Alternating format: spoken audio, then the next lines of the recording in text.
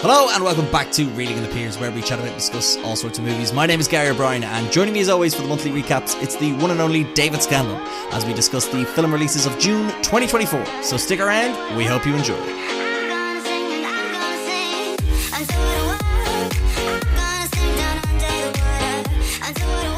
Hello, David, we're back. We're back again. Movies, again. Months, again. Friends, always. It's been a while, hasn't it? Yeah, because we did the June one early, and we did the May one early, and now we're doing the June one late. Oh yeah, we did. Yeah, it's summer, even though it's supposed to be lashing rain tomorrow. Ah, is it? Yeah, but it's beautifully sunny out, David. And we're inside doing a podcast. Yeah, exactly. But why is the sun? Now is a really good time to just make the most of the good weather. Yeah. Because we were away on holidays, and we would normally associate that with good weather, but it was really bad weather. I wouldn't say it was really bad weather. So you've come back to really good weather, and now you're indoors with me again for the 8th straight day in a row. Yeah. Oh, that's not fun. No. Actually, 9 if you include the fact that we were in the cinema on another really nice day before we left. And then almost just before that, I was also with you for a couple of hours. Oh, yeah. We can't let the script die, David. What are you going to do? What are you going to do tomorrow? Oh, I don't know. But it was really bad outside. I think we go outside in the rain. Okay. Yeah. Go swimming. Yeah, go swimming, yeah. So me and David have spent a very long time together, so this is going to be a bit unhinged. So, and it's also recorded on a Monday. If we get into an argument, just understand. Yeah, that's why. This has been building up for a while. Yeah. But for anyone who doesn't know what these are where me and David talk about the movies that came out the month before. So we're talking about the movies in June 2024 that we saw. So we saw Inside Out, Bad Boys Ride or Die, Hitman, and A Quiet Place Day 1. Some ones we missed, like Kinds of Kindness, because that came out just before we went away, and The Bike Riders. But if anyone has seen those movies and thinks we should go back and watch them, I'd love to know why. I'd love to know your reasons. Exactly. But we also want to know what you saw the other day as well. So if you saw anything on a streaming service, make sure to let us know via Spotify Q&A, the YouTube comments, or the email readingthepiers@gmail.com. And we're also going to talk about what's coming out this month, i.e. July 2024. Cool. That sounds good. It does sound good. It's what we always do. People seem to like it. I don't get it, but let's keep going. Let's keep it up. Right, David, shall we get right into it and talk about a movie called Inside Out 2? Let's do it. Sorry, is this me? This is you. Oh, fuck. Okay. So, Inside Out 2 is a sequel to Inside Out, which came out in 2015. Is that correct? Yeah, it is, because it came out the same year as Mad Max. Which, as you can imagine, is probably too late. Probably about 3 years too late. No, probably about 5 years too late. Anyway, so we're catching up with Riley, who has the 5 original emotions still in her head. Yeah, which are, David? Anger, joy, sadness, disgust, and fear. Yeah. But because she is aging and she is coming to the age of like puberty, she's gaining some new emotions, which are some new nefarious characters who are going to cause a little bit of hassle for the 5 original emotions in there. And Riley's going to go through a number of life-altering moments which are caused by these emotions and caused by the interaction between the emotions. Should I tell people what the new emotions are? Yeah, go for it, Dave. Doing the ads. Because I feel like I was surprised by the new emotions. So we have the main one, which is anxiety. We have embarrassment. Mm-hmm. Ennui, and then it's envy, is it? Yeah. Or it's envy. Envy, okay, or jealousy, yeah. Couldn't do jealousy. That's also green. It's confusing. Yeah, that's what I was confused by. Anyway, disgust and apparently they were going to have a jealousy as well in this, jealousy and envy. Okay. But they were like, that's too many emotions. That's kind of similar as well. Anyway, so without getting, there's a little bit happens. The new emotions start to take over. The old emotions are kind of pushed to the side, and it's up to the old emotions to the OGs fight back and gain control of this young teenager's head. It's a bit psychedelic. While there's serious. I feel like I'd love to see this directed by Terry Gilliam, David. Yeah, well, there's actually serious kind of things happening in her life. Anyway, in an overall sense, this is fine. I think it's you gave probably it 3.5 good. stars, David. No, I think it's good. Yeah. But what I will say is when you look at, say, how the Pixar movies have been going over the last few years, I think it's an improvement on them. Ooh, okay. I'd prefer... Okay, go ahead with you and I'll butt in. Okay, how about this? It's a better sequel than we've seen in a while. Yeah. So maybe that's a better way to put that. And I had fun time with it. I thought there was some enjoyable moments to it. There is the same level of kind of emotion stuff to it. I think this is an important film for anyone kind of going through the kind of young teenager moments, especially when they hit puberty. There might be some things in there that they find they can kind of latch onto and a better understanding of. The voice cast, again, quite strong. My big issue with it is, number one, there are a number of castmates from the original that weren't brought onto the sequel. I don't exactly know what that was due to. I think it might have been contract money. Like Bill Hader and Mindy Kaling were like, oh, we're big actors now, you should give us money. And then Pixar were like, nobody fucking noticed. And not many people did, which is a bit sad. Yeah. But they got Tony Hale in for Fear, and then they got... Which I think works. I think it works quite well, actually. Even though if he's just doing Forky again. Yeah. And then for Disgust, they got in a woman by the name of Lisa Lapira, who I can't say who I'm totally familiar with, but she does a good job. Yeah. Also because their roles are greatly diminished compared to the first one. Well, that's the thing. With the new emotions coming in, and that's one of the issues, I think, is that there's almost too much going on. Mm-hmm. Oh yeah, absolutely. There's too many characters. You'd almost prefer, I don't know, would you prefer it if they split those originals up and set them off on different paths and kind of gave them different things to do, rather than what we kind of get is them going off, but Joy kind of seems to kind of run the show with some help from Anger every once in a while. So I guess my biggest thing about this is a big mess, I find, narratively and also sort of like in its meaning, because it tries to introduce all these new emotions and elements, and I find myself getting in my own head about trying to understand what everything represents, but also missing out on just the general plot kind of in a way. So there's it's very muddied is more so what I'm getting at. My argument against that would be that this is the teenage years. I understand. I just think it's not a great defense of a movie to be like, it's very confusing and like it's hard to understand, much like the emotions of a teenager. Yeah, exactly. Nah, fuck that. You made a confusing movie. It's not confusing. There's nothing confusing about it. It's so simple. I found it confusing at times when emotions that we knew, like joy and anger, all of a sudden are crying and being joyful. Do you know what I mean? I feel like those emotions are meant to be their core personality traits, but like all of a sudden you have like characters behaving differently. Then when it's not too much of a story, when Joy starts crying, I'm just like, I feel like that's not meant what she's meant to do. But is that not the point, that you can't be joyful all the time? I get that, but the point is that the emotion characters control that in Riley, and I would rather it be seen that, much like we see Riley, anxiety takes over and just starts, anxiety sort of drives all of Riley's actions, and then we see, even though anxiety prepares us for, events which might happen, it's not good to be anxious all the time. And then I feel like we saw that message with the joy thing the last time. Yeah, I will say they're doing the exact same thing. But what I'm more so getting at is, I understand Riley doesn't have to be happy all the time, but it's weird to see that the emotion of joy is not meant to be happy all the time. Yeah, I suppose. Shouldn't it be more important for Joy to realise that she's not always needed all the time? Which I feel like was the point of the first movie. Yeah. I agree that they're kind of doing the same thing. Yeah. But yeah, they're complex characters. I see, but this is what I mean. This all stuff kind of got in my head while just trying to watch a movie. What you say is a fun kids movie about being like dealing with your emotions. Yeah. Okay. Yeah. Like it's. I don't know. This. I don't know. I just thought there was a lot. There was a lot there that, again, young kids could kind of wrap their head around.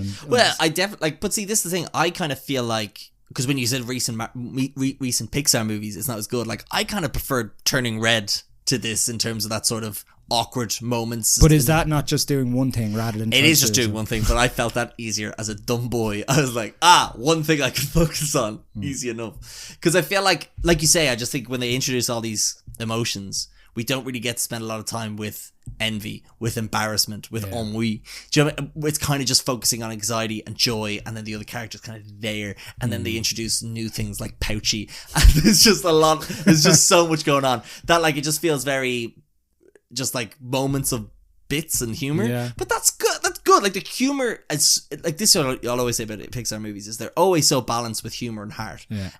But I do find them quite emotionally manipulative because they do always try to make you cry at the end. Emotionally manipulative. They're always just trying to make you sad at the end. Yeah. And I feel like. But if a movie makes you sad, movie makes you sad. They're not trying to manipulate you. I just feel like a lot of people come out of a movie feeling emotionally, in my opinion, abused, and then they think it's good when it's. I wasn't crying, Gary. It was hay fever. Hay fever. Don't listen to what we have to say about Inside Out. Watch what Roy Keane has to say. But yeah, I do agree. It's definitely improvement on quality on sequels like Finding Dory and Monsters University and Cars 3, which I've not seen, but I can only assume. So yeah, look, and it made $1 quadrillion, so we're just gonna keep seeing Inside Out movies and keep seeing Pixar sequels. So yay, I guess. Yeah. It's hard to. I don't know. I can see where it could go from here. The other thing I kind of find it hard to wrap my head around is that we see inside the adult's head every once in a while, and they have the same 5 emotions. But not anxiety and embarrassment and ennui. Yeah. This is, again, just best not to think about it. But again, it's a teenage movie. You're meant to be confused. It's a kid's film. No, but it's about a teenager, Gary. It's supposed to be complex.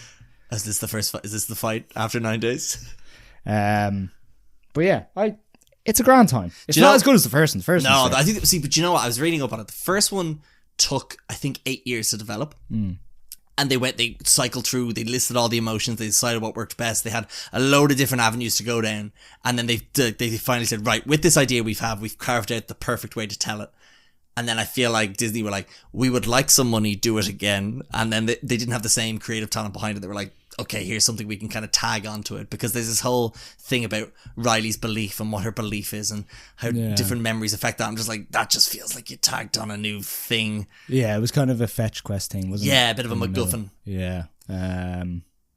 Yes. But I also will say, Maya Hawke, incredible. I thought she was great as an anxiety. And I think this... She kind of steals the show, yeah. She steals the show. And like, look, Nepo Baby or not, I think she is going to be...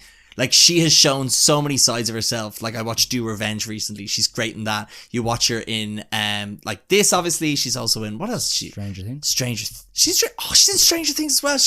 She's such a dynamic actress who can do so much. I feel like this movie kind of just shows, and she can make a lot of money. So, fingers crossed she gets it. Yeah, okay. Yeah. But like, she was on the press tour. She was like front and center. Do you know what I mean? Yeah. So like, I feel like she's attached to this success. The other issue I would have is they had some good talent brought on board and they seem to not use them very well. Like Iowa to be Irish Zone. Ireland Zone. Which I think was a little bit disappointing. But again, I think that's due to the number of characters that was in there. Especially like Paul Walter Hauser. Yeah. From Richard Jewell. Yeah. Says about one line. But again, I think that's the character as well. Yeah. My favourite was Ennui. You liked Ennui? Ennui. Kim Fall or Qu'est-ce que c'est? Cool. You just like being that laid back dude. What do you think my main emotion is there? What, disgust, is it? I don't know. Disgust? Yeah, you hate everything. I do hate everything. Oh, I have one other thing to add about this movie, actually. Yeah. Which is, and I know you say it's a kid's movie, it's a teenage movie, but what I would have liked to have seen, I know, we've talked about this off air, whereas I would have liked, there's no point to this movie where Riley talks to anyone about what's going on in her head kind of thing. When did you talk to anyone about anything when you were a kid? Oh, I get that. I understand. All kids do this, all teenagers do it. But I think, wouldn't it have been a nice message to show that Riley talking about the anxiety in her head with anyone, whether it be her friends, it be her not love interest, the girl she's like, she doesn't fancy her. It's like Disney, wants to be her. It's like Disney.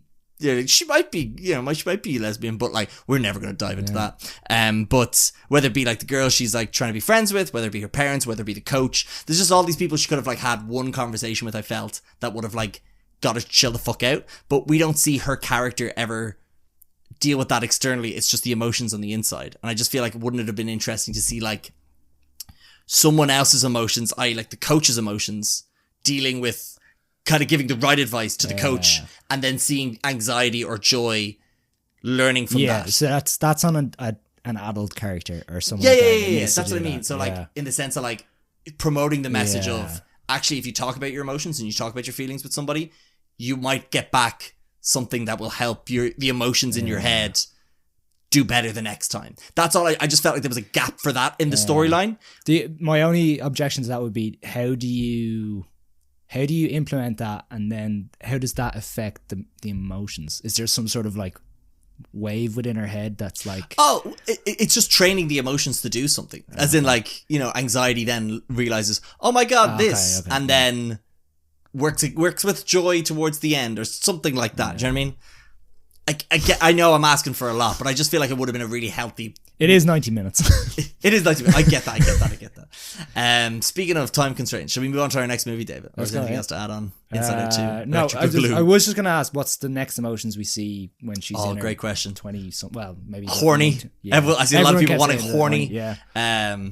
What else we got? The other I actually won't. I'll ask you later. It's fine. Okay. It's a spoiler. What else we got? I'm just trying to see Depression. What? Depression. Oh my god. Well, see this. Sorry. Other point I'll make. Sorry, I did say I'd have a last point, but now I have another last point. There's a TV show called Talkative. Is that an emotion? Oh, there's my main one. There's a show called Big Mouth on Netflix, and I feel like it handles a lot of these issues. Definitely not kid friendly, but it does a lot of them very well. Like, it has the depression cat, it has the shame wizard, and it does it like, I feel like that's a kind of a raunchy thing for teenagers that they can kind of buy into, that they don't feel embarrassed going to a Pixar movie. But again, this is a kind of a lighter version of that.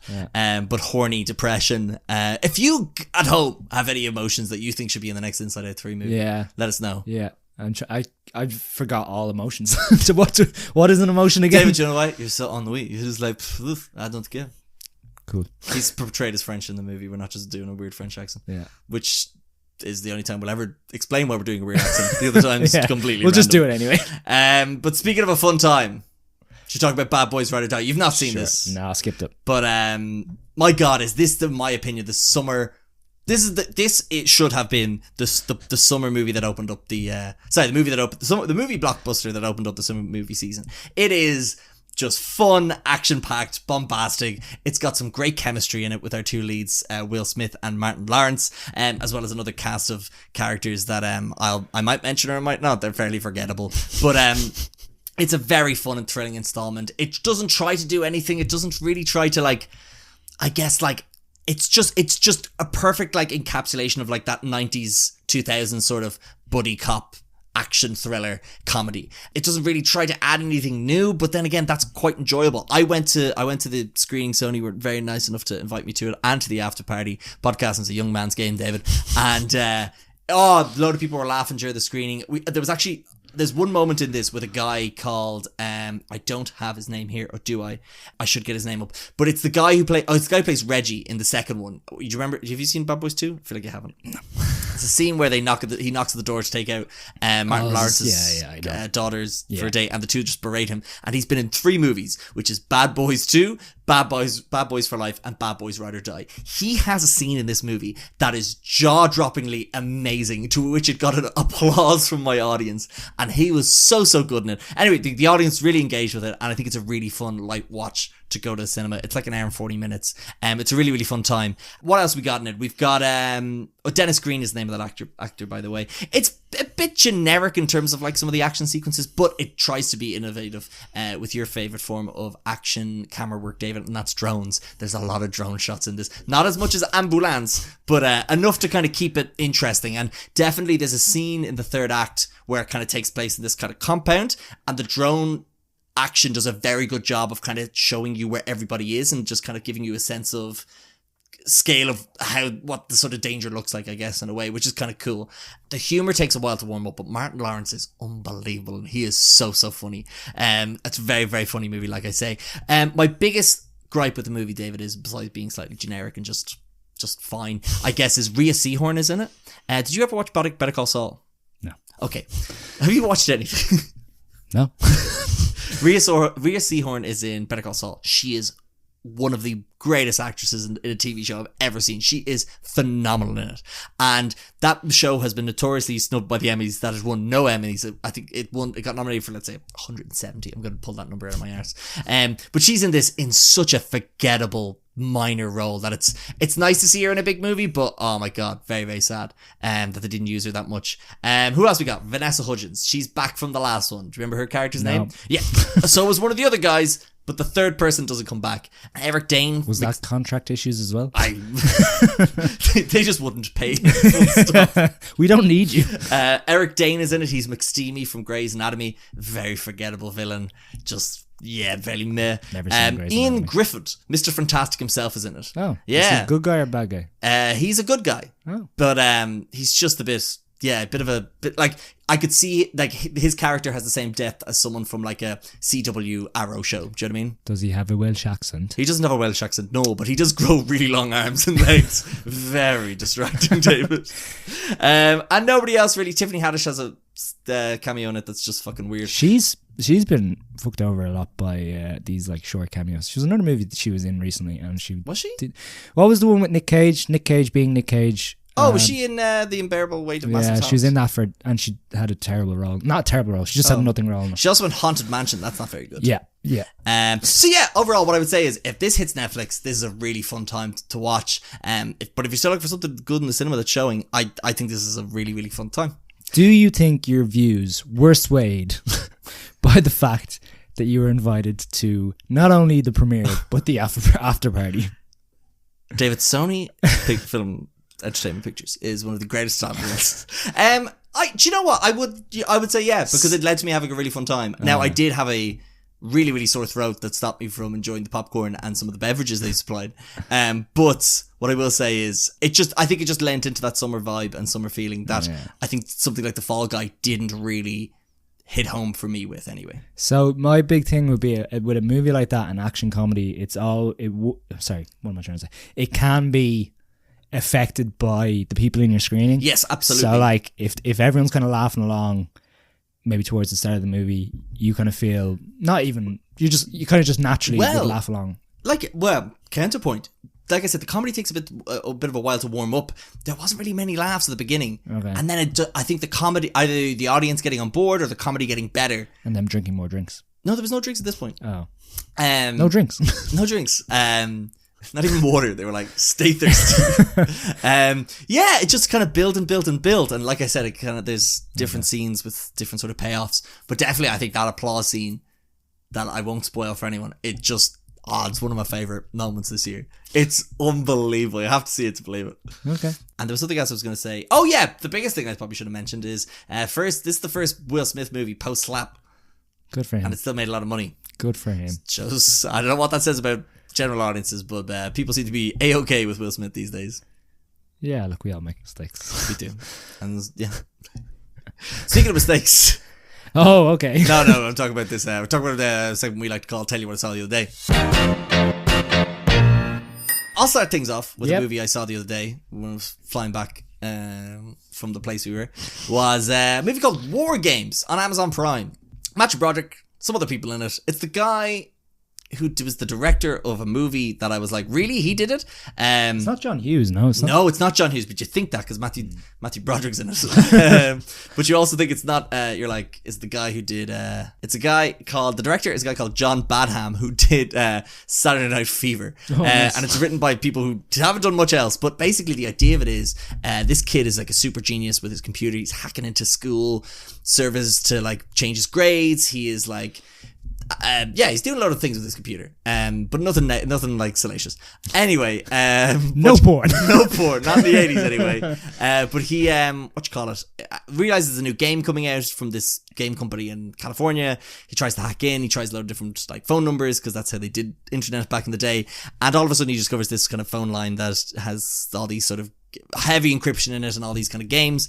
And basically cracks into it. Finally, it's not too much spoiler. Cracks into this sort of super secure system and realizes that he starts a sort of a nuclear thermonuclear global thermonuclear war with the United States and Soviet Union. As the US have this computer that sort of simulates everything that could happen, but it's going up against this supercomputer that this guy's hacked into, and it's all about Matthew Broderick and his new girlfriend trying to stop the US from blowing up Russia and starting World War III.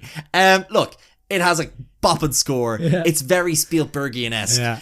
I can't believe there was no Spielberg involvement whatsoever. It's just a really fun time. It's just that sort of 80s movie we don't get anymore, where of course a little 13-year-old boy could hack into some secret US federal, data supercomputer and start World War III, and of course him and his girlfriend are going to save the day, or maybe they don't.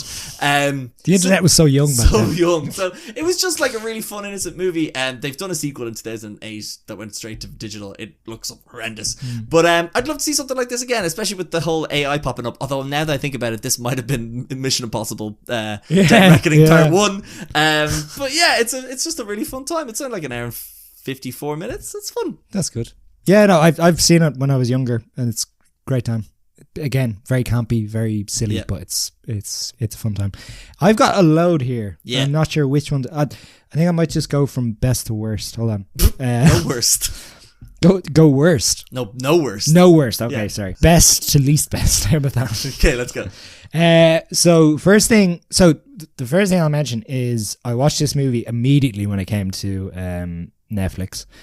Sorry, yours on Amazon Prime. Yes. We need to be equal to Yes, each. yeah, we do. Yeah. So I watched Nocturnal Animals. Mm-hmm. Incredible. Yeah. The best way to describe this would be imagine like a Coen Brothers atmosphere or environment directed by David Fincher.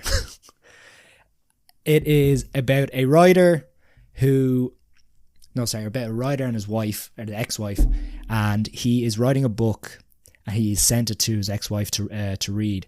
And the book is supposed to be about how he and his ex-wife back in the day were driving along. Well, I suppose, is it really about, it's more about characters built around his. And anyway, certain things happen with his wife and his daughter, and it is supposed to be kind of telling a story about how their relationship broke up rather than it being narrative, and about the actual characters in the story. And it's gritty. There's an incredible performance by Aaron Taylor Johnson in it, and Michael Shannon in it is great. Yep. Fuck yeah, Jakey G is brilliant as always. Amy Adams and her twin Isla Fisher. Yeah, which again was I think was an incredible use of those two actors in a role where they're supposed to be like symbiotic almost. So Isla Fisher plays the Amy Adams character in the script. Yeah, that Amy Adams character has been sent. Yeah, but the other thing I love about this movie is the cinematography is incredible. Like, cause I was just gonna say, because you have in like the real world where Amy Adams is reading the book, it's in LA, and everything is just so perfectly kind of edged and clean, and all the colors are so defined. And then when she's reading the book, it takes place in West Texas, I'd say, and it's like as I mentioned before, it's kind of like that Coen Brothers movie, or like No Country for Old Men or something like that. It's just all kind of desert, and it's dark and dusty, and everything's look like old and broken down and stuff. And it has that, what's the word, like, just, how do I describe this word, like character potent dialogue, where it's just, the dialogue is so, like, it's so real in the sense that it's like, character potent dialogue makes no fucking sense. But you know what I mean? Like, it's just so, like, every word matters on the page. You know what I mean? Like, sharp. It's sharp, but it's like, it doesn't come across as someone's written it. Yeah. Unlike a Fincher. You know what I mean? Like, whereas this is just so natural, and it's so embodying of that sort of character, even though you don't know much about them, you can already tell by not even the words, not even by like the sentences they're saying, but the words they're choosing in those sentences. Yeah. And then even within like this whole narrative, her reading the script or the book, you get these flashback moments that show you how her, like Amy Adams' character and Jake Gyllenhaal's character interacted when they were younger, and those characters develop through time, through these kind of time cuts as well, which I found really interesting and really kind of engaging. I love a kind of a non-linear narrative like that. So yeah, like it was one of those ones that had been on my list for a while that I really wanted to watch, and like well worth a watch. If you like Fincher, and if you like, maybe it's not as much of it's kind of a Coen Brothers atmosphere rather than being like their type of movie. Yeah. But no, absolutely brilliant time. But my biggest thing about this movie is it's directed by the Trousers Man, David. The Trousers? Does he not do the jeans? He did something with jeans. Gerald Ford. Yeah, he did. Not Gerald Ford. Tom Ford. Yeah, Gerald Ford was the president. Sorry. Yeah. Did Tom Ford not do something with jeans, I feel? I can't remember. I'm getting confused with I'm getting my fashion people confused. He's a fashion designer. He's a fashion designer. This is his first ever. I think he did a handful of music videos before this. He was in Zoolander. He was in Zoolander. He was portrayed in the movie House of Gucci. Yeah. So, yeah, I just find that crazy. This is like first time director. I don't know. Has he done a second movie? So the only other movie I have here is a movie called A Single Man, 2009. Oh, yes. It's got Colin Firth in it, doesn't it? Yeah, I know nothing of it. But this is like, this is his first movie. Or it's incredible. Yeah. For a man who makes treasures. No, sorry, second movie. That was first. Gasp. Okay, well then he clearly learned. Okay, well there you go. Still impressive nonetheless. Hey, who knows Nolan made following, eh? Who knows what his third movie will be? Is he doing a third movie? No, I'm just saying. Like, I was just more trying to think if he's been doing anything. Right, I have one here by John Hackett. Go for it. Good friend of the podcast. Yeah. And only the podcast, not me personally. No. You're enemies. Big time. Yeah. He recommended a movie called Ready or Not on Disney Plus. Oh, incredible. What a movie. Yeah. Spooky Mondays. Spooky Mondays indeed, David. We went to see this when it came out in 19, 18? I can't remember. Yeah. But yeah, it's just a really fun movie. It's directed by the guys who did Abigail, where spooky things happen in a house, so that's their niche. It's basically this girl's getting married to this uber wealthy family, and they have a tradition of a games night every year, is it? Or every time someone's getting married? Whenever someone's getting married. And they spin a big wheel, if I recall, and the game that's chosen to be played that night is called Ready or Not, where basically everyone now has to hunt and kill the bride. And she thinks they're joking, but they absolutely are not. It's just so much fun. Samara Weaving is excellent in it. I don't recall her being in anything big recently, which makes me a bit sad. She's not in Barbie. Was she? Anyway, the fact that we can't recall, I think. Well, I think she was like a side Barbie. A Barbie on the side. She's Australian, so maybe. She was in Guns Akimbo, the valet. She was in Scream 7. Scream 6 in a very good opening scene. She was also in Babylon. Oh yes, she's the girl who gets replaced by Margot Robbie. See, we're close with Barbie, a side Barbie, if you will. But no, Ready or Not. She was in Snake Eyes.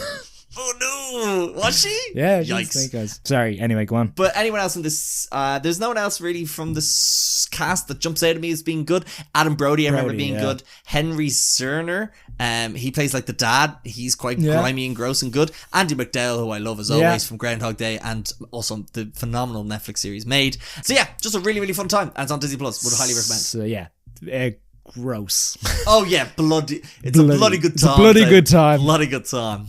Dave, what else you got for me? Oh, sorry, do I have more? Okay, another movie that I think you had recommended to me just because it suited my thoughts, my feelings. Okay. Office Space. Oh, me. It's so this movie was made in 1999, and it's the whole idea of working in an office, but working in that kind of environment of just the monotony and just doing the same thing over and over again. It's getting stuck in traffic, getting to the office. You're just doing the same thing. You're getting the same information from the same people every day. You know. How's work going, David? I'm fine.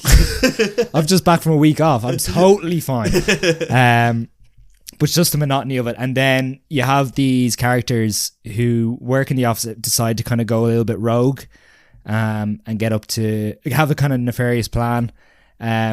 But I just think it's such a brilliant satire of that whole environment, and I like to think that the fact that we've gone to that more hybrid working style, that it's become less of a trope now. Yeah. But I think it was just that time in the 90s. I can imagine it was just the biggest thing of just people getting sick of their job, doing the same thing, and especially like after the 80s where everything was a bit fun. Vibey. I don't think there's anyone too kind of outstanding in this, like in terms of like talent, but one person I think you probably will recognize is his name. Well, sorry, Jennifer Aniston is. Stephen Root plays a character in this. Oh yeah. Who I think is brilliant. You watch a stapler? I would like my stapler back. And yeah, he's brilliant. Anyway, it just again a short kind of comedy, 90 minutes. It's just a whole satire, but I loved it. It's just I have a TV show recommendation here, which is very rare, which we don't normally do, except for when we did. I didn't think we were allowed to do that. Except when we did something last month. Oh, we did Baby Reindeer. Baby Reindeer. Change it up because this is something someone on the podcast has done. Someone actually on the podcast has gone and done something with their life, not just stayed working in a monotonous office job. David. Yeah, God, fucking John Hackett, am I right? Anyway, no, it's called The Murderous Scissor Sisters. It's on Amazon Prime. Our good friend of the podcast and friend of me personally, and also my friend of me personally, friend of me personally, and family. That's his biggest achievement. Yeah, Daniel Brown. He is part of this Amazon Prime show called The Murderous Scissor Sisters. 2 episodes came out today. I'm getting my days confused. No, it came out Monday the 8th of July because I forgot. I was trying to work back. Anyway, he does some directing in it. He does the reconstruction directing. And I've watched some of the episode, David. The reconstruction scenes, by far my favourite bits. My God. Pretty good. Nice. Everything else, boo. No, the whole thing's good. The whole thing's great. But those reconstruction scenes are the best. Oh, the best bits. Best I've ever seen. So tell me this: could you cut together the episodes just with the reconstructions? David, I'm gonna make the supercut. I'm gonna be one of those fans. Yeah. But for anyone who doesn't know, it's the Scissor Sisters. It's a horrific sort of case that happened in Ireland. That I won't spoil, I guess, because the show. But if you can imagine. Yeah, but it's not the band Scissor Sisters. They just didn't go off on one. They didn't go like, fucking, why no one listens to us anymore? Like, I've killed someone. And the two sisters looked at each other, even though one of them's a dude, and said, let's go fucking get these guys. What's their famous song? I don't feel like that. I don't feel like that. They just feel like killing. So it's not about them. Yeah, okay. But it's about 2 women who did very bad things. Very bad things, which was reconstructed in a narrative form by my cousin Daniel. Great scenes, though. You were in a reconstruction. I've reconstructed my face. No, yeah. I was in a Orty. It wasn't reconstruction. It was an Orty documentary. Reconstruction. Ages ago, 2005, I think. What's a word for something that's constructed of the future? Because it's not reconstruction. What is it? It's pre-construction. Oh my God! I was part of you were part of a pre-construction. It was an Orty documentary. Orty thing about what if Sellafield blew up and how Ireland would be affected. Spoiler, guys, not good. We are not in a good place with that. Doomed. But I don't know if I showed you. I have my payslip from it. Yeah. And it says for acting services, and I'm like, cha-ching. I didn't get much. Anyway, but back to Daniel. Back for serious Back things. to Daniel. Congratulations. Really he's done a lot of editing stuff on documentaries before, but this is, I believe, this is his first directing credit, even though it's just for the reconstructions, which, as I've said, the best parts of it. Do we know how many episodes it is? There is 2 episodes out at the moment, and then I believe there will be ones after that. Okay, sorry. I shouldn't have asked that question. I don't know. I really should ask him. I don't know. Yeah, fair. I should ask. But anyway, he did the reconstructions. He is great. And I would recommend you go watch it. Cool. Will do. David. Is it on Letterboxd? It's on Amazon Prime. Is it on Letterboxd? That's a great question. Ooh. I'm not seeing it immediately, but that's not to say it won't be. Yeah.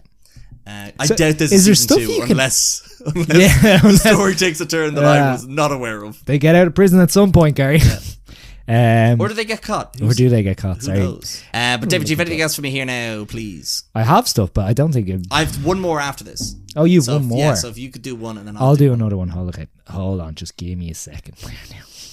Captain Phillips. Oh, mate, what a movie. It's a good time. I don't think it's not outstanding, but it's very, very strong.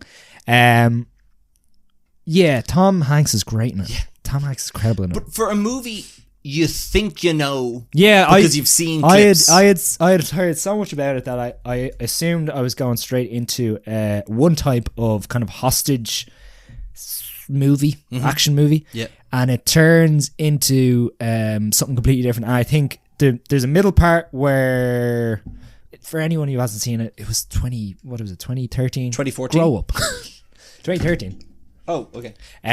Where the crew of the ship and the hijackers get into this kind of cat and mouse situation, which I think is great. But then the American Navy get involved towards the end, and it just turns into this tense build up of, like, what would you say? Kind of a tense build. What you don't know. It's almost like people are placed in this position of what is the right thing to do and what is the possible thing to do. Yeah. And you really have no idea how it's going to play out. Which everyone knows the ship gets taken over because we've seen the clip. Look at me, I'm the captain now. But what happens after that is so tense, and it kind of makes sense. It's Paul Greengrass, who people would know from the Bourne movies, but the good ones, except for Jason Bourne, which is the 5th one. And he also did United 22 and Bloody Sunday. He did Bloody Sunday. Bloody Sunday. Bloody Sunday. There you go.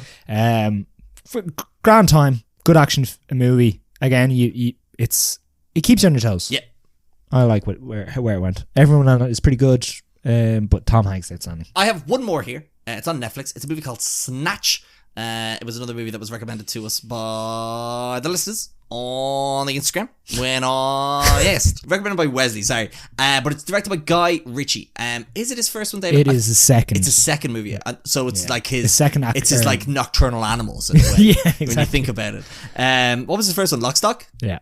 David, have you seen Lock, Stock yet? I've not got that. David, man. I want it on the air to be known that I'm dying for you to watch Lock, Stock, alright? But Snatch. I had to watch The Handmaiden. How good is The Handmaiden? No, I know we can't talk about it, but it's so good. But yeah, this is classic Guy Ritchie. There's just so many moving parts. There's crime bosses. There's people trying to rob a bookies. There's just so many intertwining different story elements of it. But again, it's that sort of witty dialogue, but delivered by charismatic and enthralling characters and actors. You've got Brad Pitt doing a questionable Irish accent. Is it Irish? I don't know. You got Jason Statham, you've got Stephen Graham, you've got Vinnie Jones, I can't pronounce his name, Lenny James, Benicio del Toro. The cast is so stacked. Incredible, yeah. It's how long is it? It's 103 minutes, so it's an hour and 43. If you like the movies like The Gentleman, Aladdin, the Man from U.N.C.L.E., Sherlock Holmes movies, it's just a lot of fun, and it's just one of those things that it's just that intertwining of the storylines towards the end that just is a satisfying payoff, in my opinion. Very quotable, and it's a great rewatch as well. It's also some great action in it. Yeah. Reminds me of that time I once punched John Hackett, and I just punched him up, and then he went completely vertical, and then he fell down. And then I told Guy Ritchie that. Horizontal. Then he went horizontal. And I told Guy Ritchie that, and he goes, I gotta put that in a movie, mate. Yeah. And then I said, can I be in it? And he goes, no, show me your acting credits. And I showed him Fallout, and he said, that never happened. I don't believe in that pre-construction. And then I was never cast in Hollywood again, David. God, that was your only hurdle. Only chance I could have been Sherlock Holmes, David. Could have been. Yeah. Okay. Could have been. So close. No, I'm not going to do that. Anyway, shall we move back to the movies that came out? Let's do it. One other movie that came out on Netflix. Yep. Last month was the movie Hitman. Oh.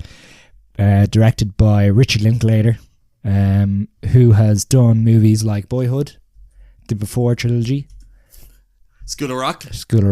That movie you saw about the moon landing, or Apollo 13.5 or 13.5. Yeah, I thought that was great. And this is about a man called Gary who is my name.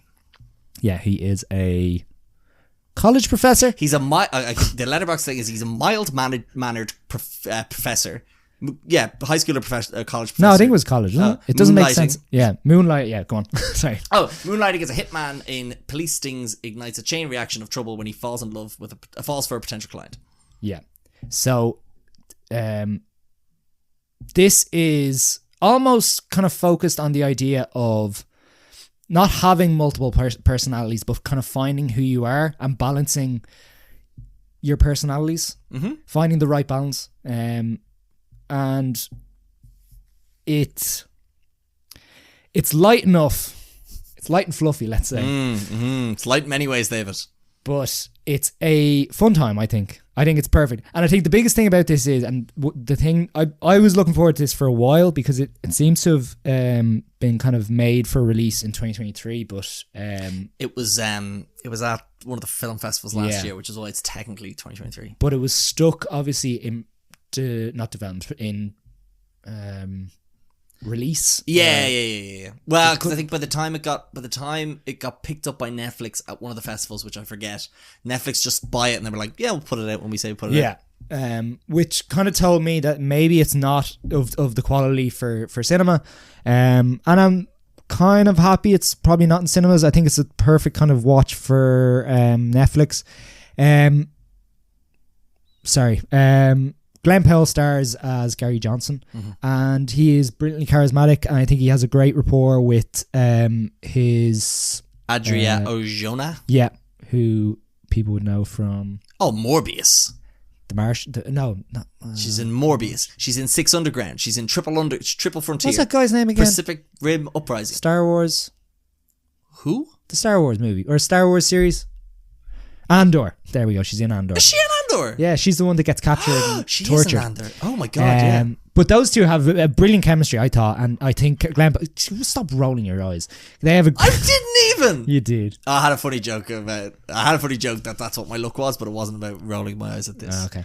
But I was going to say the scenes where she gets tortured in Andor remind me of my experience of watching this movie. Yeah. Gary hated this movie for some reason. I like it. Jason Bateman produced this. But I think those two are brilliant. I think Glenn Powell is brilliant. He's obviously come from that school of Tom Cruise charisma. I think, like, you know, Gary, we're watching Tom Cruise movies and he gives us a smile and he jumps off a building and we can forget that he's part of this weird cult. Is Glenn Powell part of a weird cult? No, but like he's in that school. Oh, like, so if he did join one, we would be totally fine with it. No, I'm totally on board the Glenn Powell train. I think he's brilliant, but he doesn't have to be part of a cult. He's in the same school, though. He's gained that knowledge from Tom Cruise through Top Gun. Really Top Gun school. I don't really know what you're getting at, but sure. I'm just saying he's a charismatic guy. Okay.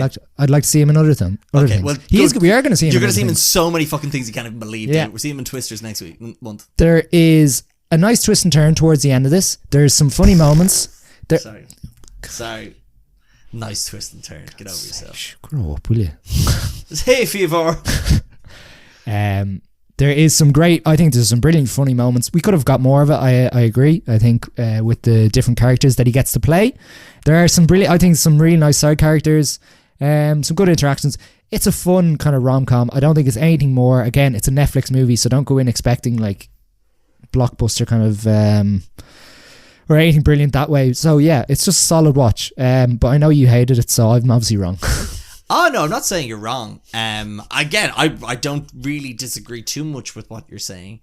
For me, nothing worked in this movie. I think Glenn Powell was miscast. I don't think he's as charismatic as this role would require you to be. I think the most interesting part of this movie for me was, like you had said, discovering yourself through personas. But we don't see that enough. It's almost just jokey bits, and I would have liked to see him do more of that. And then we introduce the love element of it, which just throws the whole thing completely unhinged. It's based in a true story, so I understand they have to hit some beats, but I just think for me, I never, besides him coming out in costume and makeup and saying 2-3 funny lines, and then we'll never see that character again, or never see that persona again, or what he learned from that persona again.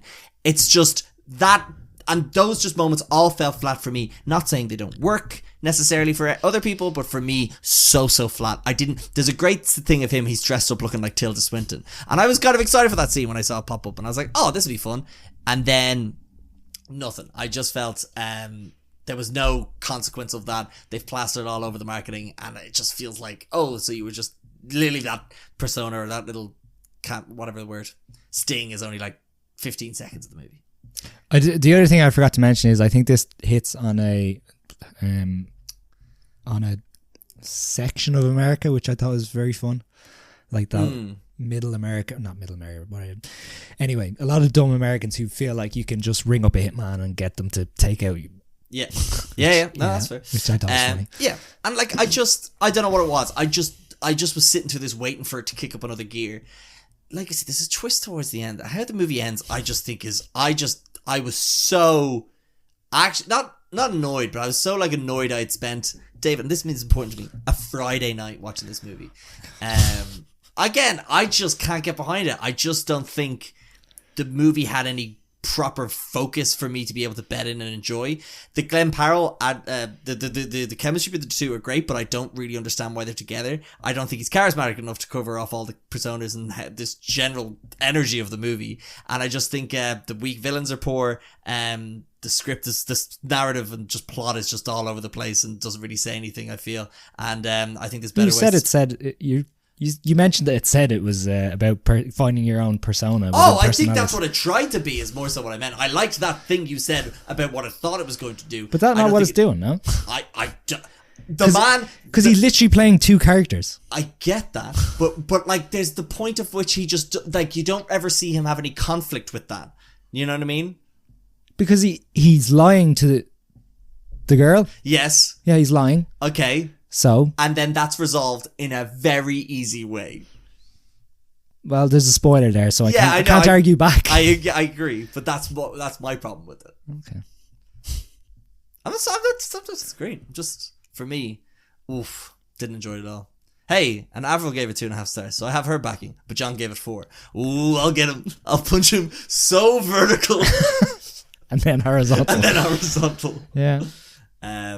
But I don't really get that. So sorry, hold on. You said Glenn Powell doesn't have the charisma. Yes. To play what? The multiple characters. I just feel like it's the same. So you didn't enjoy him being like Bateman. What's his name? No. From American Psycho. No, the whole time I was thinking, I was like, there's a better actor who could do this. Okay. Who? Give me Aaron Taylor Johnson. Yeah, don't know about that. Okay. Yeah, maybe, but Dave Franco. See, I don't know. Yeah, Dave Franco. Come on. I just remembered him from what you call it, Love Lies Bleeding. Yeah, I suppose. Yeah, he could have been one of the customers or one of the clients. Jim Carrey. Yeah. What's he doing these days? He's retired, or maybe in Sonic 3. We don't know. Yeah. No, actually, sorry. To be fair, I'm just arguing the point of that, but it's not great. I think it's not as bad as I'm saying it is. I'm just saying it's not as good as I'm saying. Yeah, it is. There's something in between there. Yeah. I gave it 1 star. You gave it 3 stars. 1 star. Come on. Oh man, I think it's worse. Like even for I just feel like it was so the technical aspects. What technical aspect? Just the technical aspect of the movie making. But what do you mean? Like anyone could do that. What do you mean anyone? You do it. All right, I will do it. Give me a camera. Give me how much money it took to make this, and I will make a movie as technically good as this. I say a lot of stupid stuff. That was really stupid. I'll admit that. I just mean, I'll get on to Jason Bateman and get him to produce a movie by Gary O'Brien. Yeah, that'd be fun. But like, I'm just saying, David, do you know what I'm gonna get for the reconstructions though? Daniel Brown, best in the biz. But like, my argument there, and again, I'm more arguing your ranking system or your rating system. Like, you gave oh yeah. I think you gave Madam Web way better than this. No, it's not. It's absolutely better than this. There's dubbing in it that makes no sense. I don't care. I came out of that having a better time. There's cutting between the I feel like there's a better story there as well. There is absolutely not a better story. I think this is just so makes no sense. This makes no sense. It makes total sense. Okay. Oh my to God. me, I need webs, David. There's no webs in this. I couldn't understand this. There was no webs. There was no dubbing. There was no dubbing. There was no terrible CGI. Yeah. There was no Sydney Sweeney. Oh no! Put her and Glenn Powell in the movie together. There was no that's appalling. Dakota Johnson acting. Dakota Johnson's no, great she's actor. not. She's not in that actor. movie. She's terrible in that movie. Yeah. She has no enthusiasm. She doesn't even want to be there. She said it herself. Yeah, I suppose. So like, and again, and that's more just me arguing your rating system rather than your enjoyment of this movie. What I'll say is, I'll go back to what you always say, which is, it's my opinion. Yeah. Because you say that when I give it to other people's rating system. Yeah.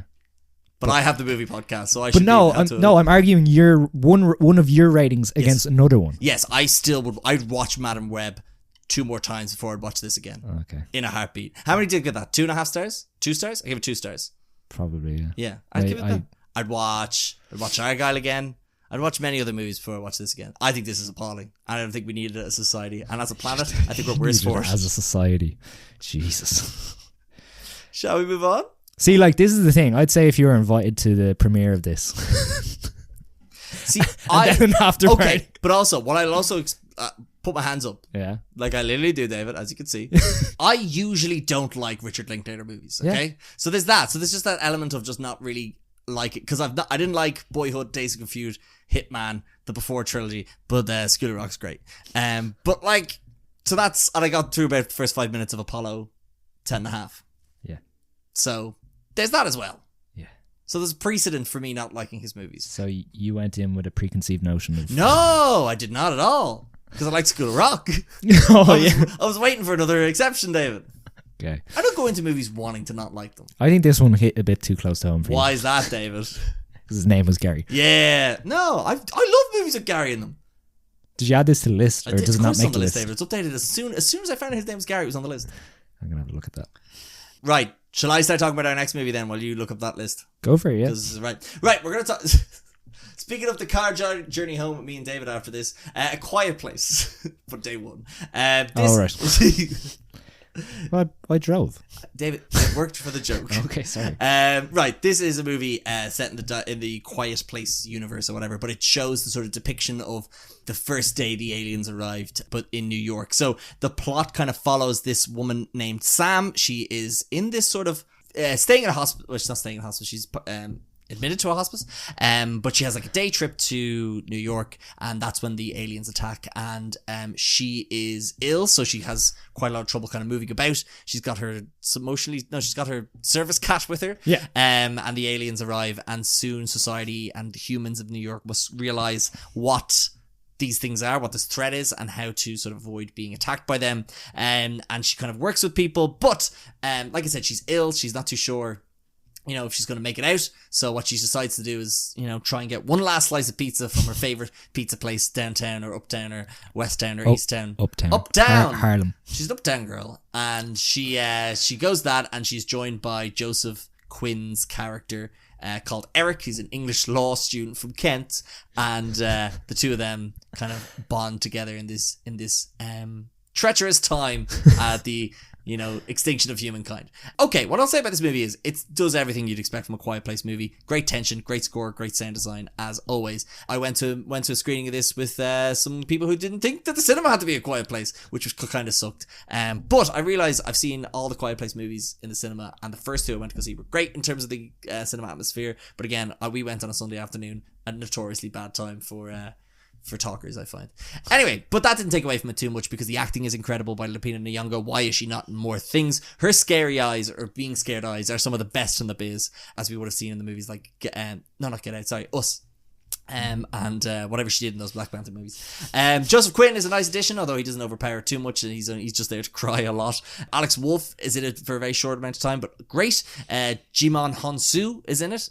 People would know from the second Quiet Place movie, so he's kind of in it briefly as a bit of a cameo, but they're all great. What this movie does that you might not expect is it's a bit more of an emotional human connection, sort of the futility of human connection emotion told within a Quiet Place sort of story. So it's not a big blockbuster as you might think, so I think that kind of might have taken people off guard. I wouldn't say the other two are blockbusters, are they? No, but I think I'm just going off the poster of this movie, which is New York, big city scale, and like all the aliens are crashing down, and you think it might be a bit more of like a sort of not an Independence Day, but something like something of that ilk. But it's not. It's such more of a deeply emotional and human connection sort of movie, which again is I have no problems with. But it was an element of the movie I was quite surprised at. It's directed by a guy, David, whose name I don't have here in my notes immediately, but he directed a movie we love called Pig, which is something similar. So I think where the movie kind of falters is that it doesn't really Michael Sarnowski. Where the movie sort of falters is it never really utilizes the large scale it has with a New York story and an alien invasion, and they're here to kill everybody. But what it does do beautifully well, like I say, is those scenes between Lupita Nyong'o and Joseph Quinn. There's a scene in a bar, and again, they can't speak, but what they convey through their physical movements, and again, Lupita Nyong'o's beautiful eyes, is incredible and a beautiful movie moment. And would recommend seeing it in the cinema on a big screen. But yeah, I don't think it's totally imperative, as if you can control the quiet atmosphere in your own home, and to do it that way as well is also pretty good. Yeah, strong movie. It doesn't take away anything that happened in the first two, like some other prequels would have done. The one thing I will say is I like the whole idea about having it setting it in New York is great, because it bases it on this idea that New York is like one of the loudest places on earth, and it's obviously like when you know what the aliens kind of thrive off, it makes sense that they kind of attack there. The idea that New York City is an island as well, which makes it interesting as to how kind of the macro scale human decisions are made for that. I think there's homages here to films as probably have been in the other Quiet Place things, but there's more kind of specific homages to films like Aliens, and I'm trying to think even Predator actually as well. There's probably some stuff as well. There's that scene where Arnie comes out. Get to the job, get to the pizza. Get to the pizza. Gotta get a pepperoni. But yeah, as you say, it's that emotional. It's that emotional kind of adventure, and it's. I like the fact that they made it just a simple. It's you know exactly where they're going, where they're headed. They have to maybe make a few twists and turns due to the attack, the attacking aliens and stuff like that, and which makes them kind of stop off on the way in certain places, on that journey. But the other thing I'll say, and this is more, I wouldn't say it's a complaint about the movie, but I feel like it's more a complaint about the universe. So humans seem to get, I wouldn't say like they seem to get an understanding of the aliens very quickly. Yeah. And I feel like when you have an understanding like they seem to have, I feel like it's I'm not saying it's easy to combat, but it seems easier to combat than the way they're trying. Now, again, it's more that macro scale. It's nothing to do with the two characters, and I feel like they probably just said, look, we're going to make it this way and kind of focus more on the character, which is fine with me. It kind of took me out of the film a little bit, but yeah, in an overall sense, I think I agree with you there that it's not that kind of summer blockbuster. You shouldn't go in expecting that, but if you've seen the other two and you know what you're gonna, you do know what you're gonna getting in for. You shouldn't really expect kind of guns blazing kind of story in this. So yeah, as I say, I'd love to see Lupita Nyong'o in other stuff. She does a cracking job at this, and obviously I'm always delighted to see Elijah Wood getting more work as Frodo the cat. Oh yeah, that took me a while. I was like, what's this reference I don't get? Yeah, so fair. There was something else I was going to say, which was Joseph Quinn. He's going to be the Human Torch in the new Fantastic Four movie. Yeah, sure. There's a movie actually just released on Mubi that he's in called Horde. It's supposed to be very good. Oh, there you go. But yeah, he seems to be he's an English actor. Am I right? Yes, he is. Sorry, I don't know why. I did now we're Irish, Gary. Yes, no. Yeah, which is funny. It's that. Yeah, it's just amazing to see these kind of English actors getting kind of breaking through in Hollywood stuff. Things. Yeah. And he's totally different in this, which is brilliant. Yeah, because I can imagine like. But see, this is the thing. They didn't really need to. I liked that they were just like, hey, he's an English law student. Yeah, he's over here practicing law. Because I liked that he didn't have to do an American accent. Because what's the point of making him do an American accent? He's gonna be quiet for most of the movie.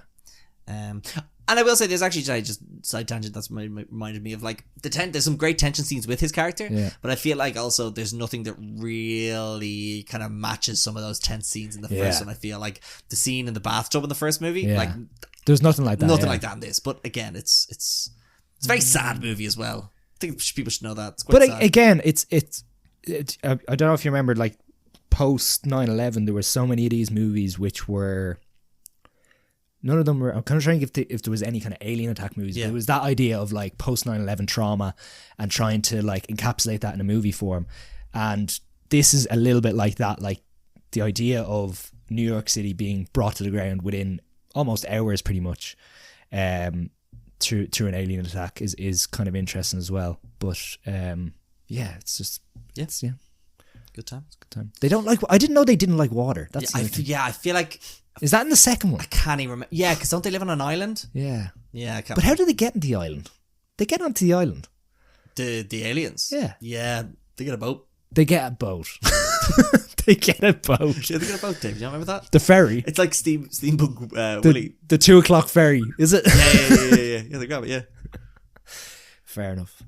I can't remember how that movie ended. I know it's really bad because we did a podcast on it. I know, and I think it's actually pretty good. Like Cillian Murphy's brilliant in it, and Emily Blunt and stuff. Blunt's great. Kids. Should we go on to what's coming out this month, David? Woohoo! Talking about July movies. Now this is the time. This is the part where I say to David, "Hey, these movies are coming out." And he goes, "All right, I'll get to it. I'm not going to watch this." Is there anything I should be looking forward to? There's one, if not two. Okay. One's called no, this is the first one. It's Beverly Hills Cop Axel F. It's Pass. got Eddie Murphy in it. Do you know what? It's a pretty fun time. It's very much like Gary. What? Don't lie. It's fine. It's pretty fun. You fell asleep. I was a very tired boy. We got home late from traveling, and I stuck this on, and I did fall asleep. Yes, Joseph Gordon-Levitt's in it. Why? I don't know. I wish he was in better things. But I tell you what. Hey, he was in that Irish movie. He's pretty good. Florence Son. Yeah. I hope he got paid a butt ton of that. No, he definitely didn't. But no, what's great in this, so basically it's set 40 years after the first case. It's all about him doing what he does best, solving crimes and causing chaos. Does he? Eddie Murphy. Sorry. I thought you said meant Joseph Gordon-Levitt, sorry. Eddie Murphy's in this. Yeah, I know. He's coming back to acting now. Yeah. He did My Name is Dolomite, and he did something else recently as well. Didn't he? Coming to America, but it's worse now. Yeah. And both America and the quality of that movie. Yeah. But I tell you what, he's very funny in this. And the movie does a great job of like. The movie does a great job of him realizing he's not the young actor he is anymore. It's not like Russell Crowe, who still goes around doing like action movies and stuff like that. They address it quite well, and he's very funny in it. They get all the old cast back, but they didn't wage as well as Eddie Murphy. And then there's an actress brought in to play his daughter who's good as well. It's very Netflixy, so like it's nothing too amazing. Kevin Bacon's in it as a villain, and he's pretty good. Again, Joseph Gordon-Levitt. Joseph Gordon-Levitt's fine. I just seen him do way much better. I hope he gets something out of this, but my God. I was kind of hoping Rian Johnson would cast him in the new Nice Out movie because they're busy mates. He did that dong. He did the dong. He did the cop over the phone, and he's in Star Wars, I think, for a bit. Yeah. Anyway, so yeah. Maybe he's done with acting. Does he want to do directing or something? I maybe? don't know. Well, look. Give him the budget of Hitman and get see what he can do to produce, and he can do that. Maxine is also another movie that's coming out this Friday, or it's already out. Yeah, it's already out. It's already out. Sorry, it was out last week. It's all about it's set in the trilogy of the X franchise. So there was X, Pearl, and then Maxine. So this takes place after the events of X, but it continues that sort of horror. What's the word? Yeah, I wouldn't say it's horror comedy. It's a bit of a black comedy? Yeah, it's a black comedy horror kind of thing. Yeah. Because the first movie, it all takes place with them going to shoot a porno in this sort of ranch, but all of a sudden they start getting killed off one by one, and then can't remember the other one. I know how. I'm just trying to explain it without too much spoilers, but the movie's out. Basically, they're all killed by one of the old ladies, the old couple who kind of lived on that ranch, and then that Pearl then is the prequel to that, and it shows why she ended up killing, but how that character of Pearl and the character of Maxine are very linked. But then this takes place after the events of X, where she becomes a big movie star, but the killings still occur. It's got some good actors in it, David. Kevin Bacon's in it. He's in a lot of movies this month. He's actually. Yeah, wow. Yeah. He is. Let's say he's making that bacon, David. Nice. So that's something that. Right, it's very, it's supposed to be interesting. Despicable Me 4 is back, David. The Minions are here. I'm not even going to read it. It's just they're back. They're making a lot of money again. What's new? But Will Ferrell's in it this time. Good for him. Yep. Fly Me to the Moon, David. This looks interesting. So this is a movie where, I'll read the thing. Sparks fly in all direction as marketing maven Kelly Jones, brought in to fix NASA's public image, wreaks havoc on Apollo 11 launch director Cole Davis's already difficult task of putting a man on the moon. When the White House deems the mission too impossible to fail, Jones is directed to stage a fake moon landing as backup, and the countdown truly begins. It's a rom-com. Scarlett Johansson, Channing Tatum. Sony were very nice enough to invite myself to the preview screening of it. I couldn't attend, but reading of the previous representatives, Circa and Lily went, and they seemed to have a very good time at it. Lily's review is also on Letterboxd and on the Instagram page if you want to read it. I won't read it here because she put it on Letterboxd. She has put it on Letterboxd because the embargo lifts at 2 p.m. She's literally just texted me, "Hi Lily," to say, "Can I won't put it up until 2 p.m. tomorrow." I'm like, "You'll put it up. It'll be fine. No one's gonna notice." Now or tomorrow? Just now. All right. Okay. But you can say, "Oh wait, this will actually be up technically before the embargo, so we can't say anything about it." So. Damn. So you can check out Lily's LinkedIn, or not LinkedIn. You can check her LinkedIn if you want to hire her for anything, but also her Letterboxd. So it's great. It's bad. I can't say anything. Or it's bad. I can definitely say it's worth talking about next month when we maybe see it or not. Probably not. Depends if Kira wants to go see it. I'm trying to think of a question about the moon landing. Do you think the moon landing was real? I don't care. I find it crazy. I know I spent my life doing this, but I can't believe some people spend like their life trying to prove the moon landing was like real or not. I'm just like, cool. It's directed by Greg Berlanti, who did a lot of the Arrow TV show stuff, and he also did Love, Simon. So Love Simon Sweet. Yeah, there you go. So I think this movie is something like that as well, maybe. Cool. Also, Twisters is out, David, this month. Twisters. This is getting a lot of hype. Yeah. This is a lot of people buzzing about Twisters, David. I know words. It's been a long 10 days. Glenn Powell's in it. Daisy Edgar-Jones is in it. Yeah. There's 2 Twisters this Good time. for her. It seems like a big... oh, wait, hold on. Anthony Ramos is in it as well. Anthony Ramos is in it. Great cast. I don't think it's the same director, I assume. Who did the first Twisters? I don't know. Do you want me to... I'll get the director of Twisters. Okay, well, the guy who did Twister was Jan de Bont. Oh, he did Speed and Tomb Raider, The Cradle of Life. Wow, he was on so much cocaine. I know, and so he was just like, what if a Twister just fucked shit up? What? I looked up Twisters. Or Twister. Oh, like the game. Lee Isaac Chung. Oh, this is the guy who did Minari. Have you seen Minari? Yeah, watch Minari. I can't believe they're getting the guy who did Minari to do this. But maybe I'm going to just go out on a limb here and maybe say they used the disaster of a big twister to show the human reactions to those disasters, much like the Minari movie did with the settlement and displacement. I can't remember the first Twister, but they definitely don't go chasing Twisters. Am I right? Did they go chasing waterfalls? It was just a Twister. Yeah, but this movie's about... Okay, what's the... It says here, chase riders survive. A storm season intensifies. The paths of former storm chaser Kate Carter and reckless social media superstar Tyler Owens collide when terrifying phenomena never seen before are unleashed. Seems spooky. Yeah, I suppose. Yeah, it looks like it'll be a fun time, maybe. Yeah, and we all know Glenn Powell doesn't do bad movies. Hey, he's in The Dark Knight Rises. I'll give him that. Is he? Oh, he is. Yeah, there you go. Spy Kids 3D. Game over. Sylvester Stallone's in that. That couldn't be bad. Okay, can I move on? Yeah, sorry, go on. The very last movie and the biggest movie of the month, and also to the year of some people. It's Deadpool and Wolverine. Ooh! A listless Wade Wilson toils away in civilian life with his days as the morally flexible mercenary Deadpool behind him.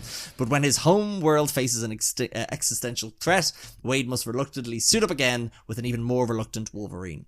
I've tried to stay away from as much as possible. Yeah, I've seen some spoilery stuff already. I'm annoyed. Get off TikTok, man. You're too old.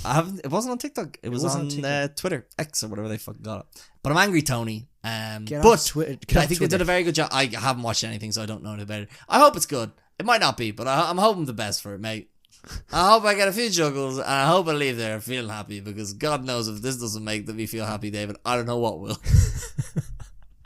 And let's say it's definitely not going to be Fly Me to the Moon. Okay. I am looking... am I looking forward to it? Yeah, I am looking forward to it. But it's got, what's his face? Hugh Jackman. No. Oh, is he in it? I've avoided so much. No, it's got your man who did Cheaper by the Dozen, and Cheaper by the Dozen 2 is directing it. And he did the Steve Adam Project. Martin. I told you no spoilers, David. And he did the Adam Project, and he did Free Guy. Oh, that you're stop speaking. What? Stop speaking. What? It's just everything you keep saying makes it sound worse. Oh, well, it's got Night of the Museum, Free Guy, Night of the Museum 2 and 3. This Is Where I Leave You, Date Night. David, he did the Pink Panther with Steve Martin, the best Pink Panther movie. That's the second most egregious thing I've said on the podcast. What Big Fat Liar, Just Married. Big Fat Liar is The great. Internship, Real Steel. What am I trying to say? What is the name of Ryan Reynolds' usual director? This is his usual guy. Is it? Well, he did Free Guy, and he did... What's his name? Sean Levy. And he Sean did the Adam Levy. Project. Levy. Yeah, sorry. Yeah, it's him. So who knows what's going to happen? Sorry, you started it with, this is the guy that directed Cheaper by the Dozen. Yeah, he did Cheaper by the Dozen, David. And Cheaper by the Dozen. Oh, he didn't do Cheaper by the Dozen too. Forgive me, I misspoke. Okay, I'll take all your criticism now. Everything else I said, I stand by. Except for the director thing. What director? That I could direct a movie. Okay. Anything else I'll take back. Anyway, so that's going to be good, maybe. Who knows? So yeah. What? Hey, movies, eh? Movies. It's the biggest movie of the summer, I presume. Yeah, I think so. There's nothing else though. Yeah. Right, David. Well, that's June and July. Yeah. Done and done. Well, that's June, and then we've done the pre-construction for what's coming up in July. Yeah. And then we do the reconstruction, which is, I'll tell you what I saw the other day. Yeah. I think we should rename the whole podcasting system to Two Boys Working on Construction. Two boys in construction. Huh? Two boys in construction. Two Boys in Construction. Yeah. Yep. I think that won't confuse people. Not at all. Anyway, David, thanks so much for coming back and doing these. You welcome. don't have to see me tomorrow, and then I'm sure you'll be glad. But you can hear me tomorrow when we release the podcast, and you listen to it and take notes like you always do. I'll turn it on and leave it on as I go for my run. Just so you can get a view and listen. No, like, do you not run listening to it? Makes you run faster. You think you can run away from my voice? I just leave it on at home. I do leave it on at home on multiple different platforms. Oh, good man. Just so you can get the listens. Just get those bumps, yeah. Yeah. Anyway, speaking of where you can find the podcast, you can find it on Spotify, Apple. Give us 5 stars, or else leave us a Spotify Q&A post to tell us what you saw the other day, or what you think emotions should be added to Inside Out 2. Yeah. You can also find us on Instagram at Reading in the Peers. Inside Out 3. Inside Out 3, that too, David. And you can find us on Instagram at Reading the Peers, YouTube, Letterboxd, all the links are in the description. Emails in there too. And subscribe, give us loads of money, and also listen. Loads of money? I don't know, David. It's worth a shot. I've not asked yet. If I don't ask, they won't say. You don't ask, you don't get. Yeah. Much like I'm not going to ask for $100 million to direct my Mrs. Doubtfire 2 movie, and it's going to be better than anything Richard Linklater could do, David. Anything. Any even School of Rock. I'm telling you, you can't even beat a bit of School of Rock. If you're AC/DC in that beat, you can't even beat a bit of AC/DC.